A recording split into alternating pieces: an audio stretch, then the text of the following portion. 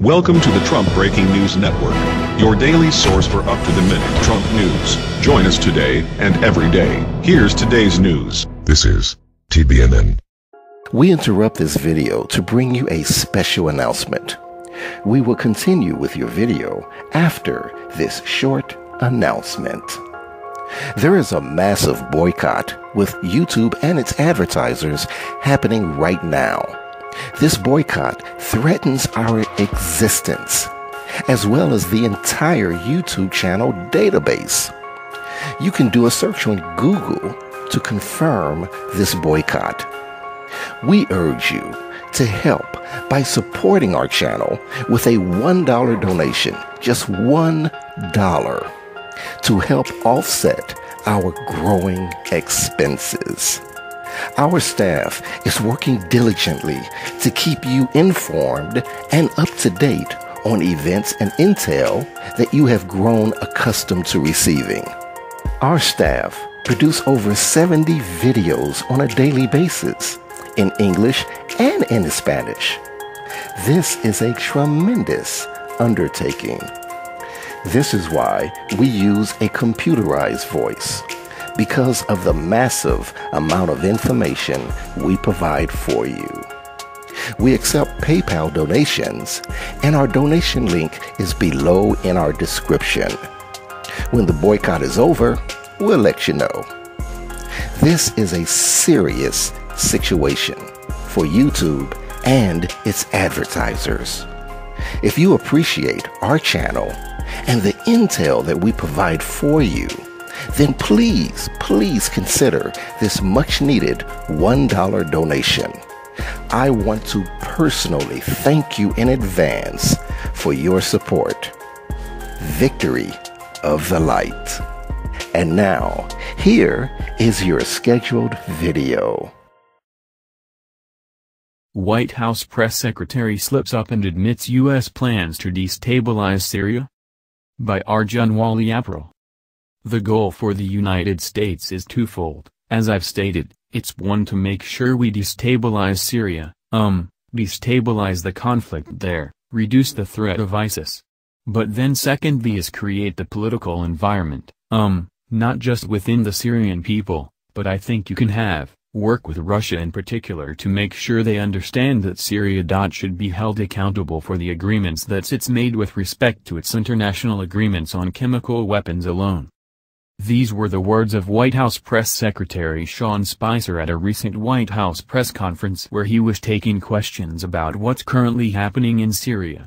If you haven't already heard, there was a chemical weapon attack in Syria recently, and the West has been blaming President Bashar Al Assad with no evidence, claiming that he attacked his own people. On the other side of the pond, the Assad regime is claiming that the attack was perpetuated by the West. Assad's top political media advisor, Baltana Shaban, expressed that the Western military alliance, and their allies in the Persian Gulf, are the very countries who had been facilitating the coming of terrorists and arming them against the Syrian people and against our country. This sentiment is one held not only by Assad's regime, but by countless world leaders, academics, politicians, researchers and independent thinkers all over the world. So much so that a couple of years ago there was an international conference on the New World Order where a number of academics, politicians and other insiders discussed it. You can read more about that here. We're talking about false flag terrorism, a tactic where one country, or the people who control them, create conflict by staging events, creating terrorists, arming terrorists and even creating fake terrorist videos in order to justify the military intervention of a country for ulterior motives. This process also includes setting up a new government, one that the West sees fit to serve their best interests. Does the Iraq War and 9/11 ring a bell? The fact that this sentiment is held by so many, and backed up by a lot of credible evidence, makes Spicer's comments very suspicious. Trump's decision to strike a Syrian airbase in retaliation for Assad's alleged use of chemical weapons against his own people confirms that the false flag chemical weapons attack scenario first formulated under Obama is still on the table. Our analysis, including a large body of global research investigative reports, confirms unequivocally that Trump is lying, The Western media is lying and most of America's allies are also lying. Michel Chossudovsky, author, professor of economics, emeritus, at the University of Ottawa, founder and director of the Center for Research on Globalization, CRG. In this article he outlines how the Pentagon actually trained the so-called terrorists they are said to be protecting us from. We've published a few articles on this topic within the past couple of days. In them are the details as to why so many people believe this attack was orchestrated by the Western military alliance. Evidence for plans to destabilize Syria date back a long time. For example, a document was written in July of 1986 by the Foreign Subversion and Instability Center, part of the CIA's Mission Center for Global Issues. It states its mission to analyze a number of possible scenarios that could lead to the ousting of President Assad or other dramatic change in Syria. Though the document is 25 years old, it shows that U.S. plans to influence and infiltrate Syria to create change that would suit their own interests date back well over 30 years. The document also comes with similar testimony from insiders.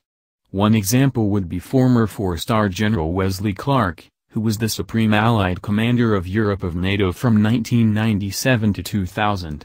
Clark said, in an interview with Democracy Now!, that the U.S. had plans to invade countries in the Middle East, including Syria, for no justified reason at all. He offered the sentiments of some within the American military, that they have a good military and that they can take down governments. He spoke of a memo that described how the U.S. had plans to take out 7 countries in 5 years, starting with Iraq, and then Syria, Lebanon, Libya, Somalia, Sudan, and finishing off, Iran. WikiLeaks has also published a number of classified cables. One in particular shows how it was the primary goal of U.S. foreign policy to destabilize the Syrian government.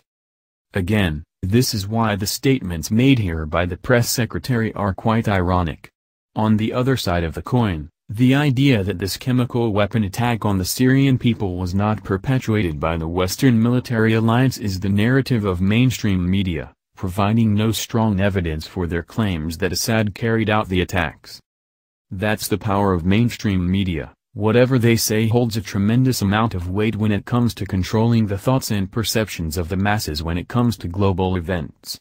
A number of award-winning mainstream media journalists have emphasized this over the past few years. This, and a lot more information regarding what's happening in Syria, false flag terrorism and most importantly, the consciousness aspect is further elaborated in these 2 articles that we recently published. Another Syrian chemical weapons attack just happened, the final false flag before a full U.S. intervention. Developing, U.S. just fired 50 Tomahawk missiles at Syrian military base, but why? Assad's top political advisor says U.S. missile strike killed the people fighting terrorists. It might be hard to perceive things in this way, but all that is happening right now is a big wake-up call for us to shift, and let this type of world go for good. It's time to spread our wings and fly as a human race, and to do that, we must identify the real challenges we face. Now is a great time to truly see what is happening on our planet. So much is being exposed to those who are paying attention. One final quote to express what this article has spoken of. Most terrorists are false flag terrorists, or are created by our own security services. In the United States, every single terrorist incident we have had has been a false flag, or has been an informant pushed on by the FBI. In fact, we now have citizens taking out restraining orders against FBI informants that are trying to incite terrorism. We've become a lunatic asylum. Robert David Steele, the second highest ranking civilian in the U.S. Marine Corps intelligence and a former CIA clandestine services officer. Related CE article, 15 quotes on false flag terrorism and the secret government that will make you rethink your patriotism. That's the news. Join us here every day. Be sure to subscribe and click the bell. See you next time. This is TBNN.